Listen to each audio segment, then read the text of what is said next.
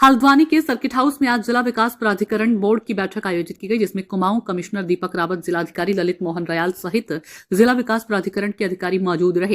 इस दौरान आवासीय और कमर्शियल एक्टिविटी के 112 मामलों की सुनवाई हुई, जिसमें कुमाऊं कमिश्नर द्वारा जिला विकास प्राधिकरण को निर्देश दिए गए कि जिन भवनों का आवासीय नक्शा पास हो रहा है, इसका दुरुपयोग न हो, इसका विशेष ध्यान रखें। इसके अलावा बाहरी व्यक्तियों द्वारा जिले में खरीदी गई जमीनों पर बना रहे आवासीय और कमर्शियल स्ट्रक्चर की लगातार मॉनिटरिंग होती रहे। साथ ही दर्जनों की संख्या में बोर्ड के द्वारा नैनीताल और भीमताल क्षेत्र में आवासीय भवनों का मानचित्र स्वीकृत किया। देखिए, बोर्ड में 2-3 तरह की चीज़ें आती हैं। एक तो वो है कि जहाँ पे कोई व्यक्ति निर्माण करना चाहता है और वो लैंड यूज़ प्राधिकरण की बोर्ड से ही अनुमन्य हो, एक तो वो मैटर्स थे।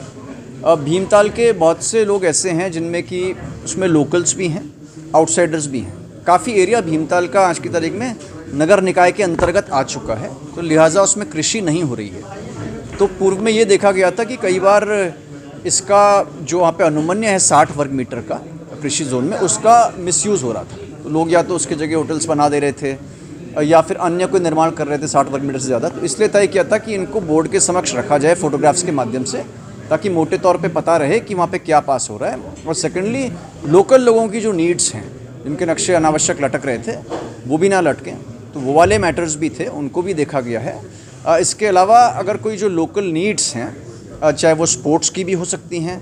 स्पोर्ट्स में एक तो जो फ्लैट्स में हमारा बैडमिंटन कोर्ट है, उसकी कंडीशन अच्छी नहीं है, उस पर एक मॉडर्न टर्फ वाला मॉडर्न कोर्ट, उसको हमने पास करने के यहाँ पे डायरेक्शंस दिए हैं। सिमिलरली जो पहाड़ों में हमारे भवाली से खैरना के बीच में, साथ ही नैनीताल रोड में भी टूरिस्ट के लिए कहीं पे भी कोई टॉयलेट्स नहीं है, तो उसमें ये डिसीजन लिया है कि हम सरकारी लैंड जहाँ पे अवेलेबल है उसमें टॉयलेट्स बनाएंगे, और टॉयलेट्स के साथ साथ जो हमारी लोकल एसएचजीज़ हैं, उनके उत्पाद हैं, उनकी दुकान भी उसके आसपास बनाएंगे, ताकि दोनों चीज़ें एक साथ चलें।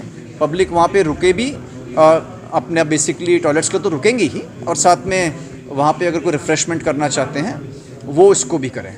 एक और बात पे यहाँ पे हमने एम्फेसाइज़ करने के लिए कहा है कि जो मल्टीपर्पज़ जो प्रोजेक्ट्स हैं, बेसिकली मल्टी स्टोरी प्रोजेक्ट्स हैं। मल्टी स्टोरी प्रोजेक्ट्स में हम लोग कंप्लीशन सर्टिफिकेट देते हैं, तो उसमें ये हम सर्टिफिकेट तभी देंगे जब ये इंश्योर हो जाए कि उन्होंने वाटर चार्जिंग के लिए अथवा वाटर स्टोरेज के लिए वहाँ पे प्राविधान कर दिए हैं। उसके उपरांत ही इसको हम जारी करेंगे, क्योंकि पानी की किल्लत बड़े लेवल पे हो रही है। एक पुलिस की ओर से प्रस्ताव आया था जिसमें पुलिस कुछ कैमरे लगाना चाहती है, कुछ तो लगाए भी हैं, और इसकी हाईटेक मॉनिटरिंग करना चाहती है कंट्रोल रूम के माध्यम से।